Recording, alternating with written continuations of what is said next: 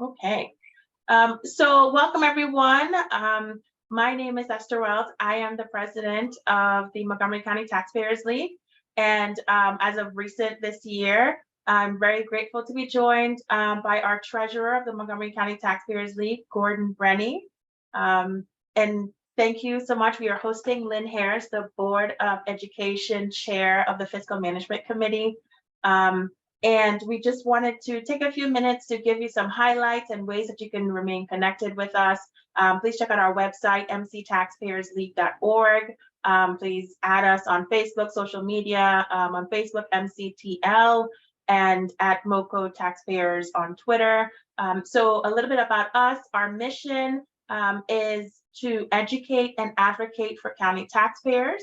We support appropriate actions to achieve greater efficiency and effectiveness in Montgomery County government, and ultimately tax equity for Montgomery County taxpayers. So a lot of our priorities will be with the Montgomery County Council budget and with the MCPS budget, and just allowing community members, particularly our underrepresented community members, our community members that are currently disengaged, to just bring some awareness to what's important for them, why they should care, if they're parents of students in the school system, to just get engaged and be aware of the implications and how our taxpayer dollars are being spent.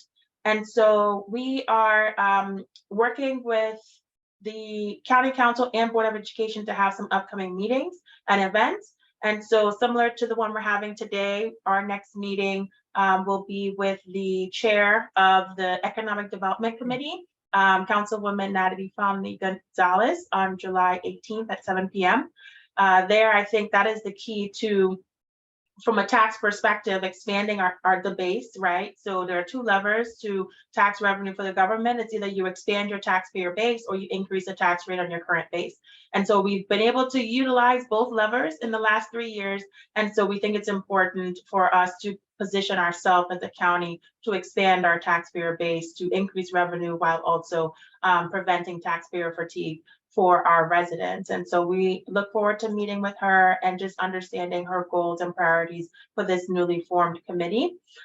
We currently also scheduled to meet with Council Member Will Jawando on the 11th. I think due to scheduling conflict, we will be rescheduling that one. But as you know, Will Jawando is the chair of the Education and Culture Committee, and they provide some oversight of MCPS, and they work with them collaboratively. So we thought it was important to be able to meet with him. Things we have coming down the pipeline is to work with Council President Evan Glass on transportation and environment. Kate Stewart, the chair of the Government Operations Committee. Back on the Board of Education, we'd like to meet with Ms. Bondrowski, chair of the Special Populations Committee. And lastly, what we would like to work with in the fall is with Carla Silvestre, the president of the BOE, and with Brian Hall, the COO of MCPS, to understand their strategic plan and the MCPS budget. And so it's really important that you get engaged, get involved. Please reach out to me if you're interested in any of our open positions or volunteering for opportunities for us to be in the community. And again, just educate community members on what's going on with the committees at the council and at the Board of Education. So again, check out our website for all of this information at mctaxpayersleague.org. So with that, I will turn it over to you, Lynne Harris, to do your introduction and highlight what you guys are prioritizing this year, what's important to you and the Fiscal Management Committee, and whatever else you'd like to inform us this evening. Yeah, thanks. Thanks, Esther. Thank you for the invitation to be here. Hello, everybody. I'm Lynne Harris. I am currently the chair of the Fiscal Management Committee on the Board of Ed. I've been the Fiscal Management Committee chair since the day they swore me into office, and they just said, "You're the Fiscal Management Committee chair." And I was like, okay, I guess I'm the Fiscal Management Committee chair. Don't say it if you don't mean it. I love that committee. I didn't ask to be on that committee. I actually don't remember what committees I asked to be on at this point. But that really wasn't one of them. But I actually love that committee. I love the people that I work with on the committee. I love the way we can, in my view, looking at the strategic priority around operational excellence, the Fiscal Management Committee can look at any aspect of the school system's work. And so one of the things that I have prioritized, two things that I prioritize as chair, one is our sustainability work. And the other is how we are being very mindful and thoughtful about the rollout of our obligations under the blueprint. Watching as the accountability implementation, the AIB, the Accountability and Implementation Board, is rolled out slowly and sort of set the parameters and the expectations for the school systems, and also working a bit to, I hope, bring a little bit of pragmatism to the way we are building up around the 4 pillars of the blueprint. And I've been on the board since December 2020. Before, I've been a teacher in the system. I was a CTE teacher, so I taught medical science at Edison for 5 years, and I'm a nurse and a public health person and also a lawyer. And so I sort of look at the work of the board through a lot of different lenses. And but I think the thing that best prepared me to do the work that I do now, which I take very seriously and really do my homework, was being an ed advocate in the system since 2008. And Lori and I first got to know each other when I started, when I was the PTA president at Highland View Elementary School and started to go regularly to MCCPTA delegates assembly meetings. And that's how I really got a big, wide and deep lens into the system writ large. And, through that work, worked on all kinds of issues with all kinds of people and all kinds of groups and students. And that, I think, really helped me have a unique window into the work of the school system. So I feel like I can ask good questions. Good, and I agree. I try to pay attention as often as I can to either live sessions or going back and looking at the recordings. And I do agree, as I'm listening in, more and more I've seen you grow and be able to put on your accounting hat and ask questions of, Rob Riley and other, members of the superintendent's executive team on, what's going on at the Fiscal Management Committee with the Office of Legislative Audit. And other areas of the finances. So we do appreciate you being consistently on the board and really taking this as an opportunity to delve into the finances. And with that, maybe we'll turn it over. We have some pre-submitted questions. We also have questions from our members here. And if you have any questions live, please either raise your hand or submit them in the chat, and we're happy to alternate in between. And so maybe the first question is a good segue into what you initially have mentioned, Lynn.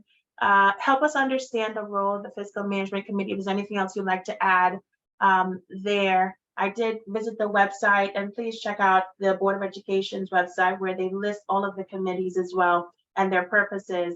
But is there anything else, Lynn, that you would add that we should keep in mind, frame of mind, as we go through this discussion, that is the role of the Fiscal Management Committee? The Fiscal Management Committee is the one that is required by COMAR. So every one of the LEAs, boards of education, has to have a Fiscal Management Committee, in part to manage the ongoing reporting obligations that school systems have to the state. The state mandates the way we create our budgets and the 14 categories, way we report, when we report. The state also does, since 2012, I think, is when they started the state audits of the LEAs on what's about an every 5 or 6 year cycle. And so, that's the, some people think that sounds very boring, and I guess in some ways it is, but it is just the regular. I think the routinization of the way you do your budget work, the way you're accountable. I religiously review the monthly financial reports and ask questions as the fiscal picture evolves, as we move through the fiscal year and we start to see the projections and the predictions. I will ask questions about those. And I think the Fiscal Management Committee is also, I take very seriously as well, our this fiduciary responsibility to our employees and our retirees. And so through ERSKI, our the fund that we manage to make sure that we are able to meet our obligation to our retirees and our employees in their other benefits. So we've got the healthcare package, which is one thing, but there are other benefits that we manage as well. And so that is another thing that we watch very closely with we have our internal audit team, our annual audit that we use our external auditors and our external actuaries. And then we did this, I'm trying to think. Yes, we did just come through our 6th year, our state audit process. And so Right. the fiscal management committee, we will get updates as that process moves forward and, take a look at the recommendations that are coming from the state audit team, what the recommendations were in the last state audit, what the responses were, how we're moving forward. So that's part of the work that we do. And then we will routinely look at other aspects of the way the school system's finances work that I get questions about, that my colleagues on the board get questions about, so we can sort of demystify things like the independent activity funds at every school. What are those? What's all that money? What goes in there? What can it be spent on? And, trying to provide information that people want and need to sort of demystify some of the things of the internal workings of a very large school system whose budget, if you look at it, is like War and Peace Right. year. And so nobody's going to read through all that. And so how can we highlight the important things that people do want to understand about how the system and the category of expenses and how we monitor those, on an annual basis and make the decisions that we have to make. Right. No, that's great. And that aligns very nicely with the mission and vision of the Montgomery County Taxpayers League. So that's great that we can partner with you and be able to, be your hands and feet in the community to get those highlights out to parents timely. And so I see your hand, Amy, and then we will go to the question in the chat. Yes, perfect. So along the lines of demystifying the entire budget, I, as well as several people in the media that I've reached out to, are struggling to find what the MCPS Board of Education is currently being compensated. I understand a study was done in 2019, but whatever came from that, and what are the current pays for the president, the board, and the student? Well, it's in the handbook, I think, but it's $25,000 a year for a board member. The president, I think, gets an extra $2,000. Actually, right now, the best compensated member of the Board of Education is the student member, because Right. yeah, we changed the compensation package for the student member last year. Used to be $5,000 grant called scholarship, and now they get paid the equivalent of 1 year's tuition, fees, room, board at the highest cost university in the Maryland university system, which is almost always going to be College Park. And so that's about $28,000. So that's amazing. Yeah. And so nothing came from the commission study in 2019. No, nothing did come of it. There was some discussion during the 2020 session around looking at the report from the commission and possibly coming up with some making some adjustments. Nothing did come of that. And then I did, Delegate Charkoudian, actually from District 20, reached out to me about a month ago and said a constituent had reached out to her. And I, believe it or not, I happen to have a copy of the commission's report from 2019 that I, shared with her. And she said a constituent had reached out about possibly increasing compensation for Board of Education members, because let's face it, it ain't equitable. No, it's not. And I completely agree with you on that. I'm like, how can anybody possibly not have a full-time job? And then the amount of effort and, all the stuff that you go through to be on Board of Education, you have to be financially wealthy or in order to be a part. Yeah. So safely retired. And I don't know if you noticed, I saw this just earlier in the week, maybe at the end of last week. the Fairfax County just increased the compensation for their board members to 60. 32 to 60. Yep. Wow. So, Yeah, and I no. think there was a request for community members to be on the board to reevaluate, right, the compensation for board members. So I think there is thoughts out there to reevaluate it. And as a prior candidate for Board of Education, I do agree that that number is very low, especially compared to the amount of work that is needed and the interest that we're seeing from the community and the $3.2 billion oversight. Like, come on, we looked at that when we were talking about the superintendent's compensation, right? We were like, well, Yeah, $3 billion corporations, the CEO usually makes, but why would her bosses then make, like, you know, so I think there definitely is an opportunity there to right size the Board of Education in terms of maybe it should be full-time, maybe they should have staff, maybe they should have comments, like all of those things, right? And so I agree. Great question, Amy. So I don't know. Thank you. Yeah, Lori, did you want to ask your question out loud? Or yeah, sure. Yeah, I remember it has changed ever since I started being in PTA. I used to be able to go to the page of the school and there would be a very nice page of the financials. And then over time, data disappeared, things weren't as transparent. And now, I don't know, I haven't really looked that hard. I just looked at one school right before I came on. I looked at my own kid's school, Bell's Mill, and I couldn't see a financial page for it that explained, you know, how many paraeducators, how many teachers, you know, different programs that they have, and just like how the money was broken down, at least a good portion of that money. Is it somewhere that I just am not seeing it now in the right place? Maybe it's a different place. Yeah, I tell you what, it is the eternal battle with the monolith of MCPS. Please make your website user-friendly. So, you know, the advocates, the allies, regular folks in the community can find information they need when they need it. And then, you know, and I feel like I'm a pretty, you know, on the end of the bell curve. I'm pretty much on the pretty knowledgeable end of the school system, and I can't find stuff on that website. For the right person, they're like, oh, just Google it. And I'm like, why should I have to do that? You know, it should be easier to navigate this website. And we're told once again, this summer, they are completely revamping the website. So we will see what happens. But the best way right now to find what you're looking for is the schools at a glance page for each school. And it lays out, and actually the format of those, I think, is pretty tight.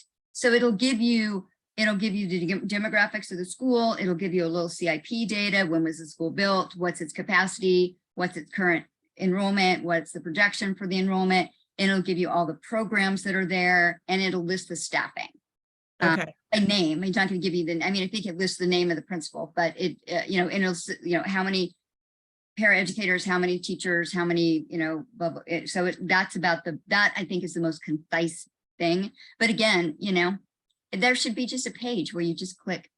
Yeah, it would be, and it would really be good to have all of the information for each school. And I know that some schools get more money from federal and federal than others because of Title I and other things.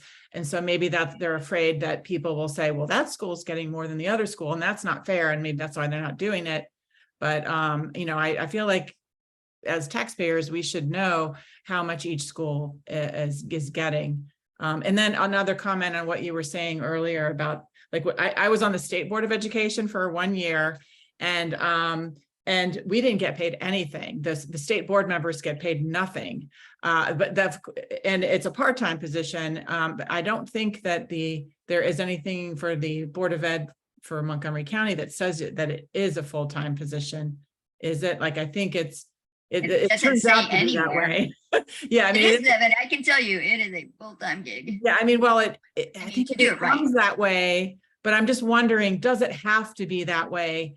I mean, I do think it's important to have oversight, but I felt like, I mean, there's definitely things that the state board could do to improve, but I felt like sometimes the Board of Ed is a little bit more in the weeds than other boards would be. And is it necessary? Maybe it is, maybe it isn't. I'm not, you know, I'm not sure.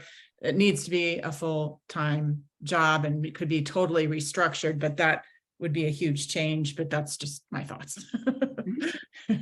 Awesome. Thank you so much, Lori. And so our next question, you touched on it in your introduction, Lynn, when it comes to accountability and oversight.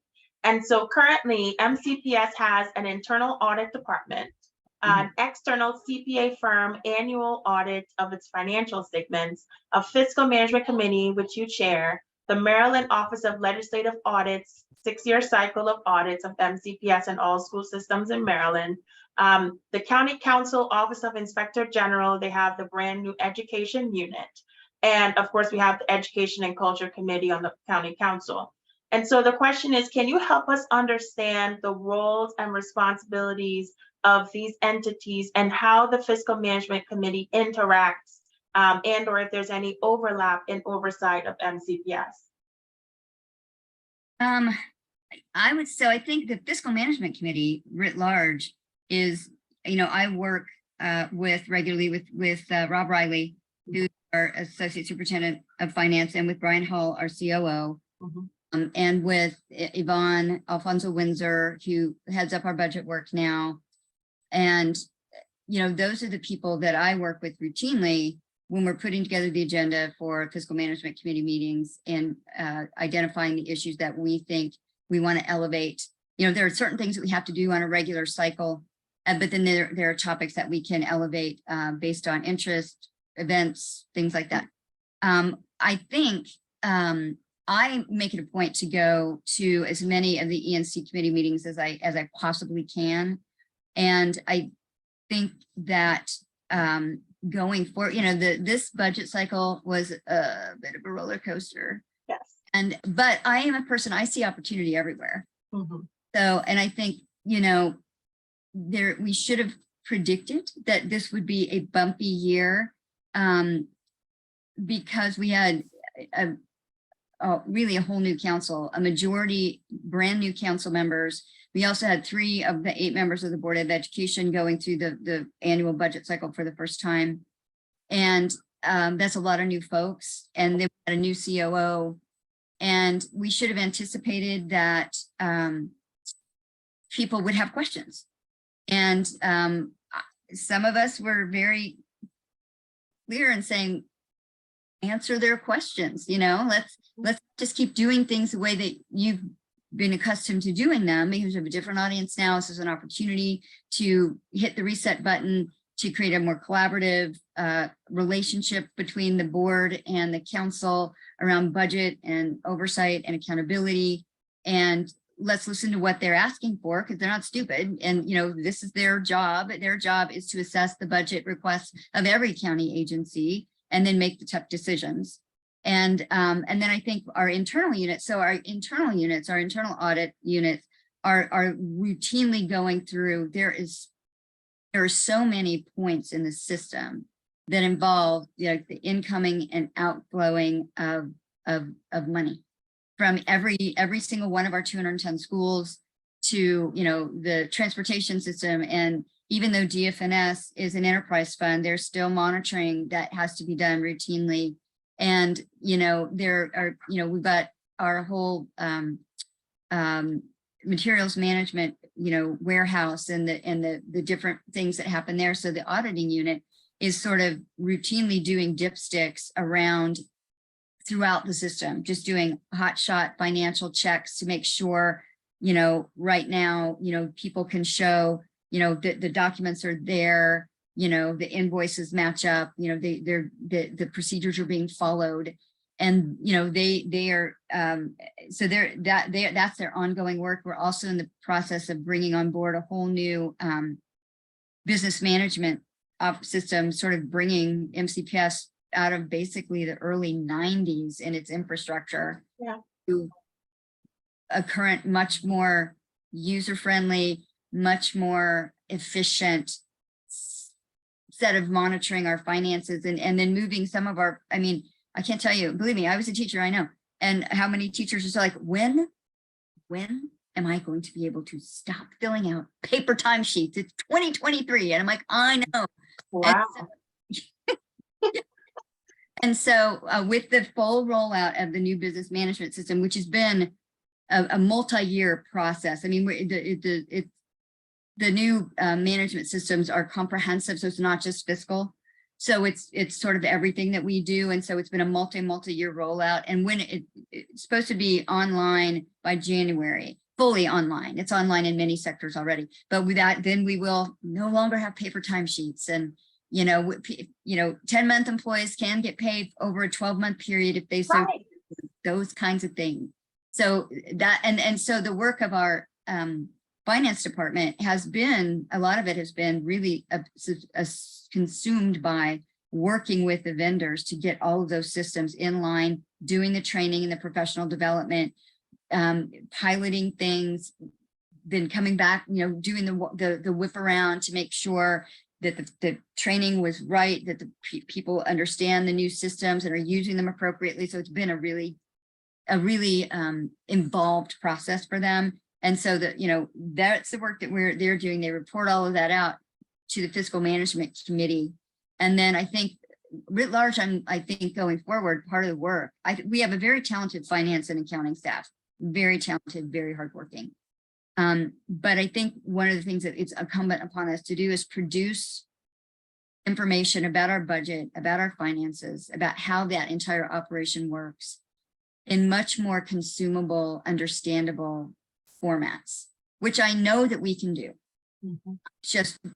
It's just doing that. And so not that we will continue to produce the documents, the budget structures that we currently produce, because on the one hand, we have to, that's the way the state tells us that we have to do some of that work.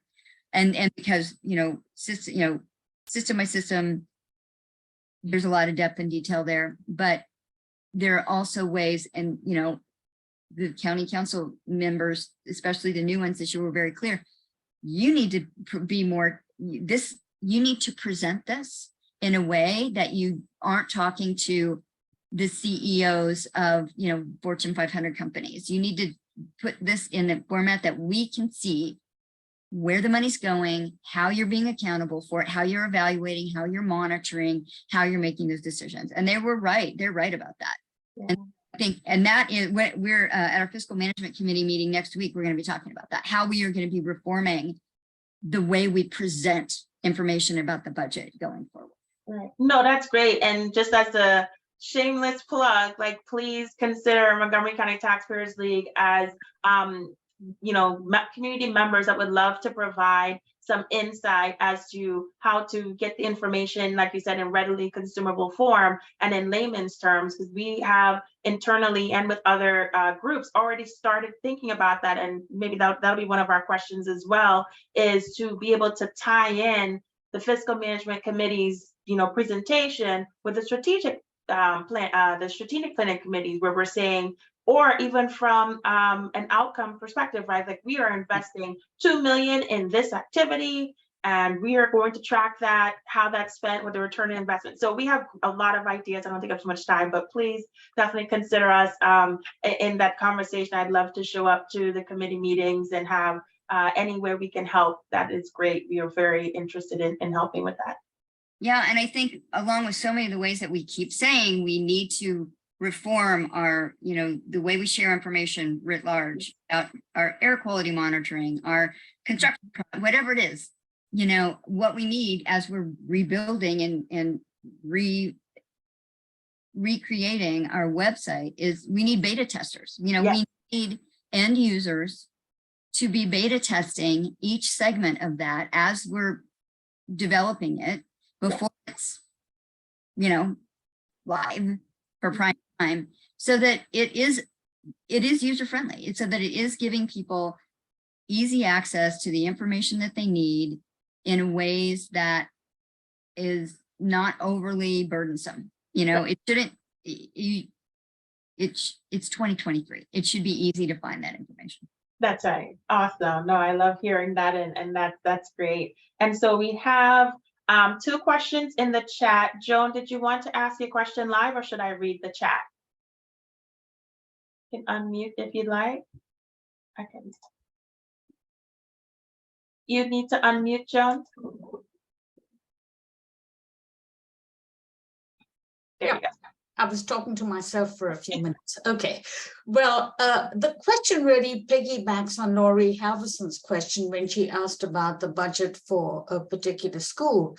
But I just find that it would make more sense if we had an idea as to what the fully loaded budget to operate one school is. And I've learned this from bitter experience when I was with the federal government, that we would say, okay, we have this program, it was international work with this country, and Congress would say, okay, but how much does it take to run the program? What is the overhead associated with it? Who are the travel, the personnel, the budget, the finance, facilities, the proportion that applies to that program? And we found to our horror, it was a huge number. We had segregated the number, we just showed direct costs, but once you show fully loaded costs, you get a pretty good idea of what it costs to run an individual school. And it would be, I wonder how difficult it would be for the school system to provide a budget by school that is comprehensive. So not only to answer what Lori just asked you, but to go beyond that, to be a fully loaded cost. Whenever we hear salaries, we never hear compensation. So that should include retirement and health benefits, because that's a true cost. So Ms. Harris, how difficult would it be to do that? Well, that's a good question. And I can't pretend that I am, I know exactly how, how all those pieces would come together. It would come to, because I think getting to the actual cost that you're talking about is going to be very, so we're a people business. And so it's going to be very dependent on the who are in that school, because salaries differ based on seniority, position, and that kind of thing. Right. And that incorporating the benefit package into that shouldn't be difficult, should not be difficult. Mm-hmm. As the benefit package, again, is pretty standard by category. Mm-hmm. But it would take identifying specifically every individual employed in that school, Mm-hmm. their specific salary, salary, compensation and step, and their benefit package. And then and then folding in, I'm trying to think, Like allocations of. well, so we have 40 elementary schools that are Title I, and we have middle schools that are Title I. And that, that brings a bump of staffing. And of course, it's going to be different when you have a school that has a school-based wellness center, though most of the staff in our wellness centers are DHHS, not MCTL. Right. Mm-hmm. And then, of course, if you've got linkages to learning, if you've got Excel Beyond the Bell, if you've got extra programs like that, they would build it in. And some of those, and it would depend, because some of those programs are contracted out. So right. Remind runs some of our linkages programs, YMCA Youth and Family runs some of our programs, and Shepherd Pratt runs some of our programs. And so I don't know about their salary and benefit packages. And I guess that wouldn't be MCPS budget anyway, though. But right, correct, would not be, right. And so I guess it could be done. And then one of the other things is that, the staffing is a little fluid, of course, year to year, very fluid, with staffing allocations and programs move and enrollment shifts and that kind of thing. And then sometimes it does shift throughout a year. With, we have had, if you look at, September 30th is sort of like the grail date by which school systems are supposed to finalize their enrollment for a school year. And that sets the threshold, that sets the baseline for the state funding for the following school year, at least the per pupil base. But like this year, we added 2,500 students after September 30th. That's a high school, so that's a lot. And so how that there's that mismatch too between, because the base is set for state funding anyway on September 30th. And so, then you have to figure out, you have to serve those students, they have to. So and then when we see those numbers that the enrollments pick up, there can be staffing changes even late in the year. Sometimes we'll see we need another EML teacher or things like that. But I mean, you can get a baseline number. Yeah. It's No, never that's a going to great be 100% accurate though, because everything is always so many moving parts. Right, but I think just like you said, having a baseline number, whether it's a range, just so we can understand the investment being made in each school and the students that are there. So taxpayers are just aware of the, again, how the funds are being allocated out. So great question. Next, I will turn to the chat. There was a second question in the chat from Twitter. The question is, if there is a budget for field trips overall for the system, given the amount of wonderful free museums in the area, is that system-wide budget or at the discretion of individual schools? And could you provide any insights? Thank you in advance. Man, yeah, it's such a good question. And that has been an eternal issue about where's the equity in opportunity. And so there is, and I don't know, and it does change year to year. There is a certain, base amount of money that the school system provides to every school, every elementary, middle, and high every year. And they used to sort of call it the principal's discretionary fund. I don't think that was ever the actual name, but that's what people called it. And it's just some money that the can be used for many, many, many things, but a lot of schools would use it for things like field trips, the big 5th grade end of year thing for the kids that are being promoted, cultural arts things and the like, often augmented in a school by a PTA or a booster club, things like that. So there's that flat amount, but it's not dedicated. It's not like you have to use it for this thing, like you have to send everybody on a field trip.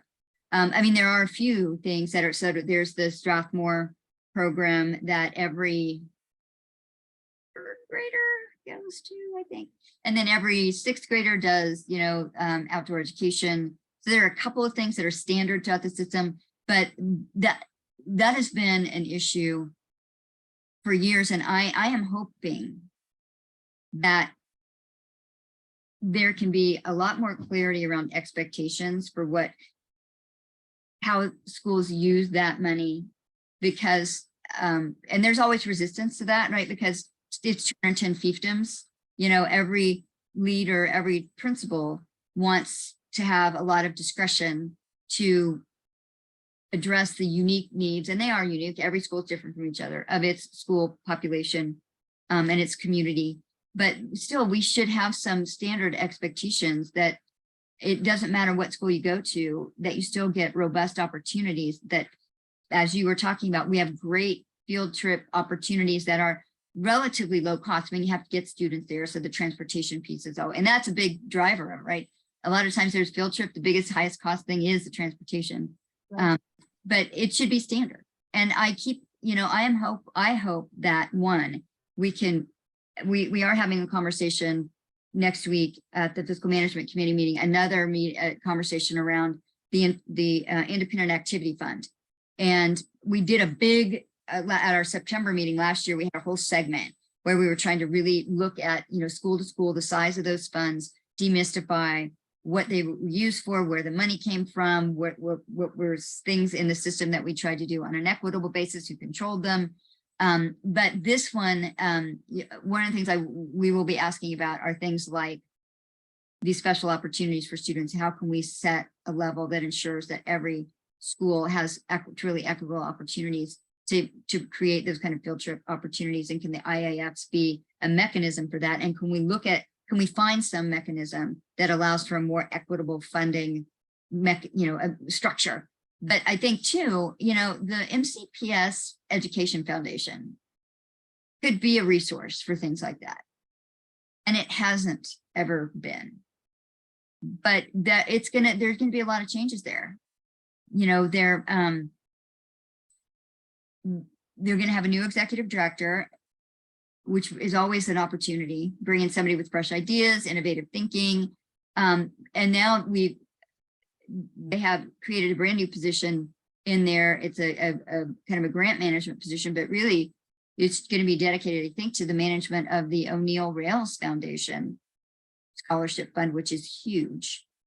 But I'm good. So we've got one person that's going to handle that. So that should free up, and it's a small office, but free up other people to do some more work around creating not big splashy events, which is what they tend to do, saying that they're going to raise money for things like their give backpacks and Dine with Dignity, which we don't need anymore because meals are free. But it needs to be a more responsive office. I think that could be a mechanism for providing an equalizer around things like field trips. But we are going to be looking again at next week's fiscal management committee meeting at some of the funding mechanisms that exist that could create a more equitable stream of funds for those kinds of opportunities in schools. So it doesn't depend on a big booster or a great PTA. If your kids get that great cultural arts assembly or an artist in residence or a great field trip. Mm-hmm. And I know two things came to mind. Previously, there were conversations around partnering schools with each other, sister schools, that one that has a thriving PTA, maybe one that doesn't have one at all, to provide some type of partnership where it's a 60-40 split or whatever the split is, to ensure we get to that equity part. But then also I was thinking, there's been shortage of bus drivers that has been mentioned, that potentially having full-time bus drivers where during the day we will have the transportation available for these schools to travel to these field trips that are free, to help with both problems of getting bus drivers to stay with us and not go to ride on a metro. And during the day, they will then take over a stream of transportation to these field trips, as we have DC in our backyard, and we have all of these great things here locally that are free or low cost to get our students there. That transportation isn't the barrier. So no, that's great. So we will go to one other question that was selected, and then we'll go back to the chat.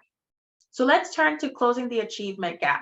I know that was a hot topic during the budget season. And so is there a plan for the Fiscal Management Committee to present MCPS operating budget from a strategic plan perspective? For example, taxpayers expect to return on their investment above and beyond MOE maintenance of effort, which would be measured by improvements in proficiency levels in math and reading for farm, special education, Title I school students. Is MCPS budget based on the board's approved strategic plan as the BOE letter to the editors of MoCo stated? Sorry, it's a lot of questions, but hopefully I could put it in the chat as well. Why wasn't a crosswalk provided? So we've touched on it a little bit, but maybe just kind of bringing it all together. How can we, at the end of the day, as we talk about reformatting the way the financials are laid out, that in layman's terms, how can we lay out the financials by proficiency in math level increases to say, here's the return on your investment? Yeah, exactly. Yeah, that's and I just really have to give a shout out to my former colleague on the board, Scott Joptis, who I really do think was transformational in getting the system to embrace the expectation that everything is going to be tied to our strategic goals. And there will be follow through and clear follow through with every initiative, monitoring, evaluation, outcomes, and outcome data. And so part of what has come from that is a regular cycle of programmatic evaluation that the school system is committing to do. And I think it's at the next board meeting, they're going to present the full schedule for the next, build out to the next 4 years of their regular cycle of programmatic evaluation. But I think looking just at baseline, if you look at the budget, some of the initiatives, so that the accelerators and that we did end up keeping really went to last year. We built in the resources at every elementary school, And then all of the training around the science of reading, which has been, I really do think, transformational. And then this year, we piloted the math content coaches, saw some really good results in schools where those coaches were really working with those grade level teams. And so one of the accelerators is more math content coaches and math specialists in every elementary school to get to that. And what the board has asked is that as we're doing that work, we expect regular monitoring and evaluation, but we really want to focus on transition years, 3rd grade, 6th grade, 9th grade, because those are, and what I've been asking too is, as we see more and more students coming into MCPS from a high quality pre-K program, so they're coming into kindergarten, ready. I will never forget, like 8 years ago now, going to a Maryland PTA convention and listening to the then state superintendent Lillian Lowry, and the first thing she said was, we have to get to a place where the achievement gap starts the minute you enter the kindergarten, because you haven't had that opportunity. And so I think what I really want to see is looking at our data and breaking it down by students who we know went through a good pre-K program.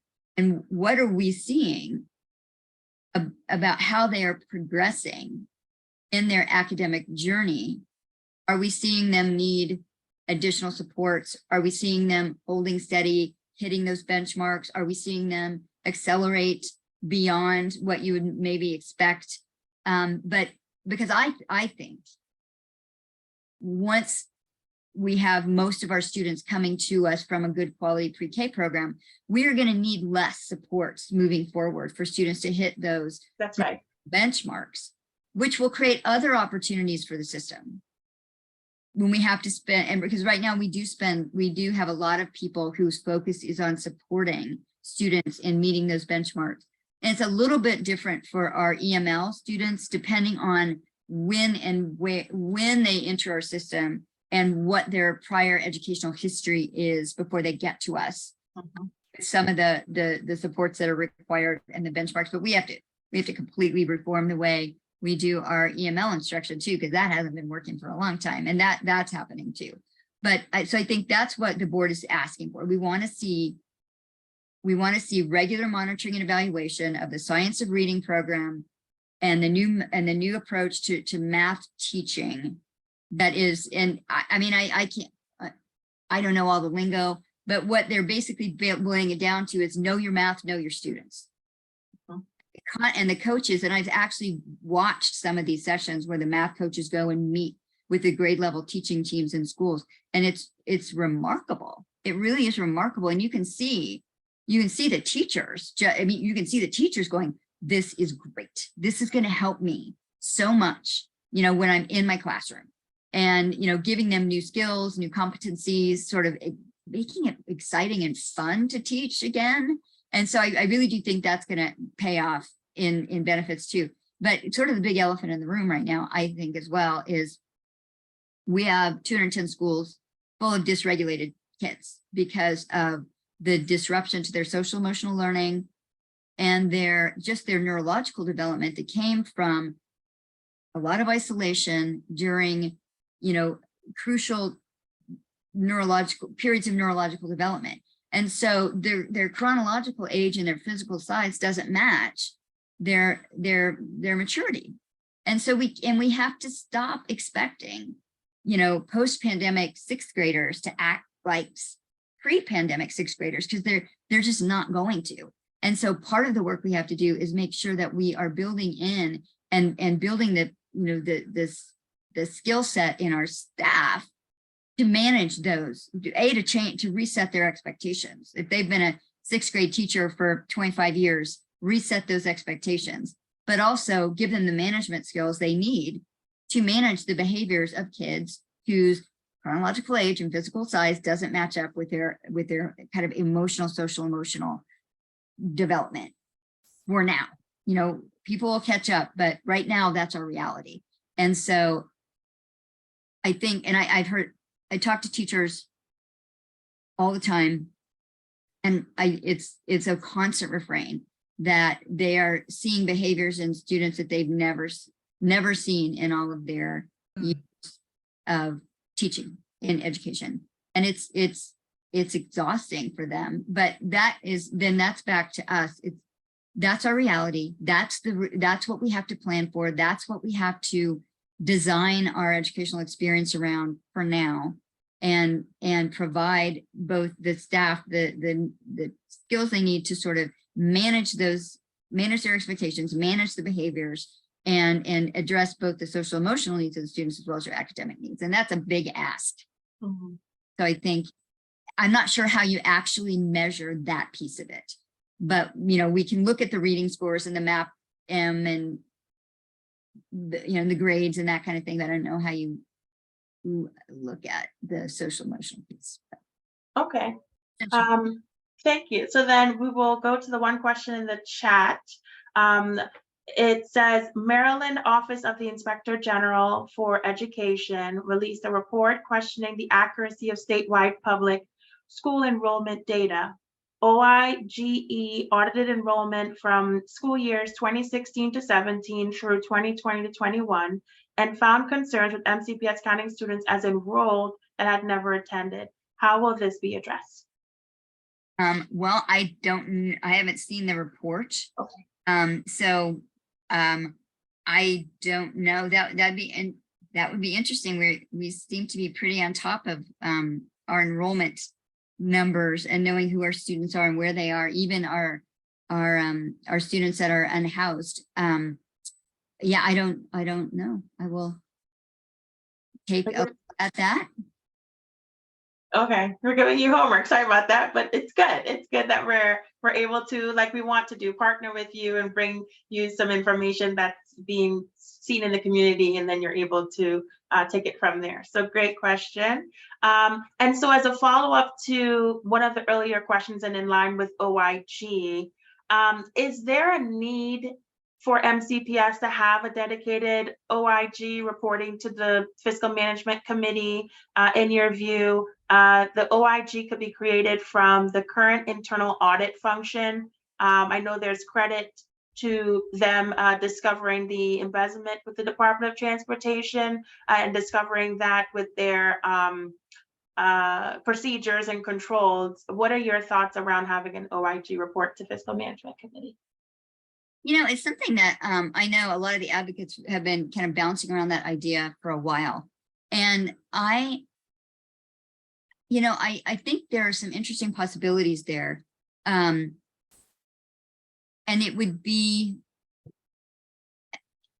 yeah, I mean, it would be, to me, it would really come down to what would we task that office with doing? And would it be sort of like OLO in the council where, you know, council member just says, hey, I'd like you to look at X, Y, and Z. And so they do, and they do a great job. And, or would it be something that was more regularized? We kind of like with our audit team with the processes and controls are a little, I don't want to use the word monotonous, but you know, they're routinized. Yeah. And so I am all for anything that helps ensure that we are being very fiscally responsible with every dollar that we spend. And so I can see that having an OIG could help in that. Mm-hmm. What I wouldn't want to do is see anything take away from our ability to do the routine, boring, but routine, you know, audits, controls, dipsticks that we do system wide to ensure that all the pieces fit together. And I think that includes also some of those folks doing the training, like we have our financial specialists and business managers in high schools, and make sure that they're appropriately trained. And One of the things I get, every year we audit every school, the audit unit audits every school. They just have really a checklist of things that they go in, and they very by the book. MJ Bergstrasser is in charge of that unit, and they look at several things every year, every school, come up with a report, come up with recommendations, do the retraining. And that, I think, is an essential function because, 210 schools, you want every one of them to be functioning fiscally and well. So I wouldn't want an OIG, the creation of OIG, to pull something away from that work, but I can see that it could add value. Mm-hmm. That's very helpful. And I think one of the comments and things we've talked about internally, just as commentary to you before we move on to the next question, is to be able to understand, kind of, we talked about, there are all these oversight boards and committees that are responsible for MCPS budget, that what I've seen, so in my profession as a CPA, I used to do public accounting, there would be some reliance on the internal auditor's work to not duplicate effort when the external CPA firms comes in or other oversight boards come in. And so seeing more collaboration there, where it's like divide and conquer and ensure that up front your scope and your assessment and internal controls are at levels that is tolerable, that the external auditor can then either audit the work that was already done or rely on that to be able to expand the scope on other areas. Yeah. I think that would be great to just see more value, because we have all agreed on delineation of work. So that's good. And so, Lori, I see you have a question in the chat. Did you want to ask it, or should I read your chat question? Sure. I just was wondering if the Board of Ed takes a position on boost funding, if you remember, if they support it, and if they understand how it would help to save taxpayer money. This is I think a good voucher program, and the funding was cut by a certain amount this year. And I don't think that our legislators are supporting it, but a lot of, especially Baltimore residents, are not happy with their local schools. And I feel like it gives them an option. It's still not enough, I think. I think they need to get more funding, because I think they get like $2,000 or something like that now. And that doesn't help a whole lot. But just wondering if because I feel like if the boards take positions on it, maybe that would persuade the legislators to support it. I will tell you, since I've been on the board, we haven't had a conversation about it. And I'm trying to, so I sit on a couple of MABE committees, Maryland Association of Boards of Education. But again, I'm on the fiscal committee, of course, and I'm also on the resolutions committee, which I think it's very interesting, but nobody else, the two that nobody else wanted, I'm like, I'll do it. I'm not on the legislative committee. And so I would have to ask Brenda, or I think Rebecca, if that's something that MABE is talking about, because I honestly don't know. And we haven't ever, and I can't, maybe it's come up. I'm just trying to think in the past two sessions, past three, I guess, if was there legislation? I can't even remember. With so many bills, during session come across. Yeah, it seems like it's always on the cutting block every year, and I think they reduced it. I forget if I can't remember the amount. It was like 1/10 of the cost now. Is like maybe it was 10 million, and now it's 9 million or something like that. Yeah. So I know that that's less funding that parents aren't going to be able to have. And I know that more funding is needed. When I was on the state board, I attended some events, and parents came to me and said, oh, this is such a great thing. And they really, really help. And it's not just private schools that are for wealthy people. It's private school, like Cornerstone was the school I was at, which is mostly all Black kids. And so I just feel like that's a really good program to support, and would be great if all the boards would get on board. I know the teachers union probably doesn't support it. And that's probably why the boards are sort of staying away from it. But I think it does help families overall. So. Okay, Great. So we have one question in the chat. We just want to be mindful of our time. We have a hard stop with Lynn at 8:15. So we will do one question. I see from Aaron. Did you want to ask your question live or should I ask it from the chat? You can ask. Okay. So the question is, was it a fiscal decision for the BOE to come out against the Maryland state bill last session that would shift the burden of proof to the school system regarding special needs due process? So I know that wasn't a unanimous vote. There were some dissenting voices. Were you one? Okay, I think it was maybe you and Rivera Oven, maybe. If I had gotten one more vote, we would have supported that bill. Right. And so maybe you can speak to that, but I know it wasn't unanimous and I was very grateful. I was trying to scroll through my social media to see if I could find out who it was because I was very vocal in just thanking whoever said no. Yeah, so please. Yeah, and I mean, I have been, I was very disappointed after we had that conversation, and I mean, you can go, it probably came across, if you look at the video from the conversation at that board meeting. I never do the gotcha. I am not a gotcha person.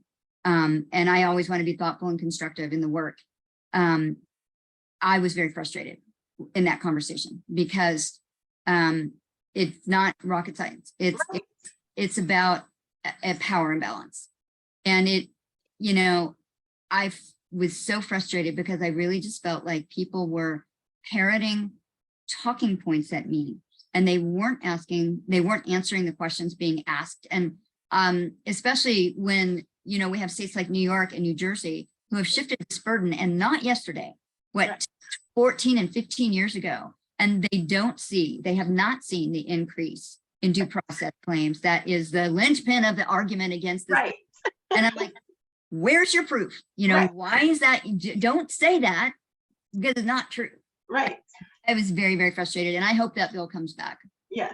No, thank you for all your advocacy, because I was definitely shaking my head and saying, go, Lynn, because you were like, well, New Jersey hasn't seen the teachers in court all day, and New Jersey. I was like, okay, yeah, no, spot on. So thank you so much for all your work there and for being on the Special Populations Committee and everything that, that they're doing to just say, no, you already have the information, which is how you were able to say that student qualified or didn't qualify for the services. How would you then ask the parent to reinvent the wheel at however many hundreds of dollars per hour with an attorney? So yeah, it was just like, no. So thank you for that. Yeah. So since we do have time for one more question, Kara, I see you have a question in the chat. Would you like to ask it, or I can for you as well? You can go ahead, Esther. Thanks. Okay, so the question says, one of the consent items yesterday was to transfer $3.4 million from the instructional salary, special ed student personnel services, and student transportation to operations of plant and equipment and community services. Given that there has been so much discussion of need to funding for special ed, teacher salaries, and transportation, I was surprised to see that at the very end of the fiscal year, there was excess funds in these areas able to be transferred. How do we ensure funds are invested as they have been planned to be invested as per the budget process? Yeah, well, I think a lot of it, and I'd have to go back and look specifically, there were, I think, 15 or 16 things on the consent agenda yesterday. And there were a bunch of kind of category transfers because it's the end of the fiscal, right? And that's when, and so a lot of times when you see those transfers at the end of the fiscal, it's just, you couldn't, I mean, a lot of it's lapse and turnover. You know, we budget for the positions that we need, but that doesn't mean we're going to be able to fill them, especially when it comes to special educators. There's just such a chronic shortage of people going into the field, and that's longstanding. I mean, that's longstanding. I can remember having conversations pre-pandemic about the number of conditionally certified paraeducators we had in the system because we didn't have a choice, because we just, and so I think that's probably what it was. And then I think as well, we had for some of these, some of our programs, the technology, almost all these grants now come with funds that are supposed to be directed towards technology, and it might be called instructional materials, but we found this year that we did not need, we saved money on some of our technology this year because of the, post-pandemic now we've already done the provision of devices and are now just sort of doing life cycle replacement. So that could have been part of it as well. We just haven't been needing as much on the technology side as some of these grants have traditionally been structured to provide. But I'd have to look at it. Okay. Yeah, thank you for that. And I know earlier in the budget season, before it was sent over to the county executive, Carlos Silvestre very much said, we don't want budget savings when it comes to special education. And I was like, that is so spot on, that we want to spend all of the dollars because it's much needed. And having a special needs child like that definitely resonates with me. And so definitely we are laser focused when it comes to transfers out of special education into other things because we just feel like the need is there. But to your point, if we're unable to find the teachers, that's another issue we need to address. But until we do, at least it explains why there's a difference. So we are at 8:09. I don't see any more questions. So maybe I can give you the last word, Lynn. How can Montgomery County Taxpayers League and everyone on the call here help, partner with you and reach the community? What would you like us to focus on? Oh, wow. Well, I would say definitely on the work to create the materials around the budget and around the monitoring and evaluation of programs that is in a way that is accessible, which means you don't have to hunt on the website for half an hour and pull your hair out. But so that you can understand. And that's kind of current. I think one of the things that we're really trying to wrap our heads around or really asking for is, we need very clear data streams on the website, whether it's schools at a glance, it's, our environmental monitoring, our transportation, all of it. It needs to be very accessible and current. We need to just have very regularized ways that stuff is kept up to date. Like we just a couple weeks ago, I was talking to Seth Adams about some of the the KFI reporting that we committed to back in, when did we change that? 2017, 18?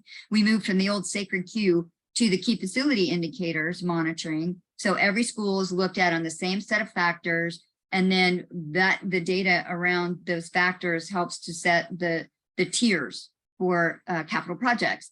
And those are supposed to be done annually and then shared openly.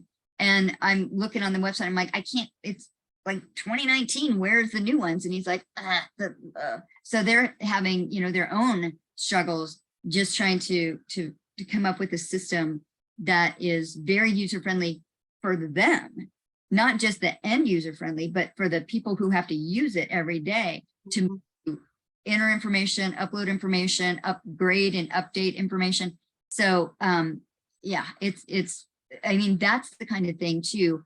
To me, it's always helpful when somebody says, okay, I went to the website and this is what I wanted to find. And I did this, and this. I didn't find it. And I'm like, because that is a case study right there that you can take and say, this is right here. This is not the way you create a user-friendly resource for your member. If you say you're committed to transparency, trust, and two-way communication. So I think, helping to look at the systems that we're trying to put in place, but providing that real-time feedback around what do we want to see, what makes something useful for the end user. And, and I do love Rob Riley. He is the nicest person. Yes. But he is very good at his job. But he talks about this stuff up here, and I'm like, bring it down. Right. You got to bring it down. And, we all know people that are so smart about their thing. Yeah. And it's hard for them to talk to like the rest of us who don't know it that way, because they start from an assumption that and understand things that I don't know and understand. So you need to back it up a bit. And so it's the end users, and that includes students, I think, because students are also very interested in things like this, and they can provide great feedback on it as well. And so that is, I think, a big part of it is we need that beta testing end user input into what we're trying to do. Tell us where we're getting it right, where we're getting it wrong, and to give us the ideas about what would make it a good, because at the bottom line, you want everybody to come away with having a good experience, even if they didn't necessarily, the information they found isn't what they wanted to find, or it didn't show them what they wanted to see, or the end result of the process, they didn't really agree with how it came out, but they should still have an otherwise good experience, a non-frustrating experience. Yeah. Whatever the outcome is. No, that's great. And I think that definitely gives us our assignment to be able to, like we've already done, come up with questions and maybe understand how many clicks did it take to find it? Did you ever find it? And how can It should never be more than 3. I keep saying, Okay, it should never be more than 3. Okay. So thank you so much. We definitely want to respect your time. In closing, on behalf of the Montgomery County Taxpayers League, thank you so much, Lynne Harris, Chair of BOE's Fiscal Management Committee. We look forward to continuing working with you offline, online. Please don't be a stranger. We definitely are here just to be that bridge for the community. And again, to just be the hands and feet for Fiscal Management Committee to get the word out to interested parties, stakeholders, so that we have that transparency and accountability. Maybe so with that, yes. Tune in next week, July 6th, our next Fiscal Management Committee, sexiest committee. You don't want to miss it. Absolutely. Enjoy your evening, everyone, and thank you again. Bye. Thank you. Bye.